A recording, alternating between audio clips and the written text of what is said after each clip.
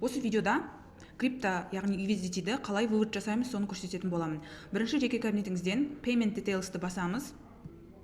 Select деген жерде басып, мына жерде әртүрлі методтар тұр. Бізге бірақ осы CoinQ немесе басқалай аты жазылып тұруы мүмкін, бірақ осы крипто метод осындай жазылып тұрады, соны таңдаймыз.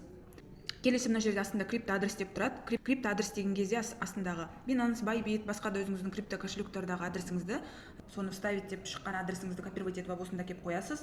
Бұл жерде мінекей крипто currency деп астында тұр. Таңдаймыз тағы да USDT, Tron. Міне әртүрлі коиндар, әртүрлі нетворктар тұр. Бізге обязательно үнемі USDT, Tron немесе TRC20 деп шығып тұрады. Осыны таңдайтын боламыз. Келесі submit деп жүктейміз крипто адресімізді. Болды. Дұрыс. Келесі жеке кабинеттен сол жағына қарасаңыздар, withdrawға барамыз, яғни бұл вывод.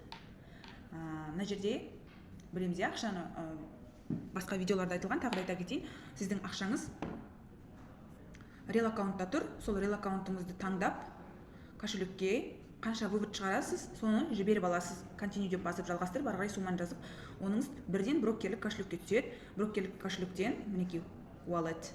Допустим, мысалы сізде $100 болсын, $1000 болсын, $10,000 болсын, осы вывод суммаңызында тұрады. Астынан сосын CoinQ деп бірінші тұрғанды таңдайсыз. Мінекей мен жүктеп қойғам адрес жаңағы, соны таңдайсыз. USDT деп тұр. Қызылды басып жалғастырамыз. Менде мында сумма жоқ, сол үшін жалғаспайды, бірақ сізде ары қарай жалғасады, суммаңызды жазасыз. $100, $200, $500 деген сияқты. Минималды вывод крипто кошелекпен ол $52. Егер сіздің выводыңыз $100-дан төмен болса, $2 комиссия алады. Егер сіздің криптомен выводыңыз $100-дан жоғары болса, онда 5 комиссия шығара аласыз. Ары қарай суммаңызды жазып жалғастырып подтверждать еткеннен кейін почтаңызға пин-код келеді, соны жазып, растайсыз да выводқа жібересіз. Крипто вывод будний дни 2-3-4 сағат арасында түседі обычно. Техникалық сұрақтарыңыз болса, бұлбұлға хабарласып жаза аласыздар, яғни маған. Рахмет.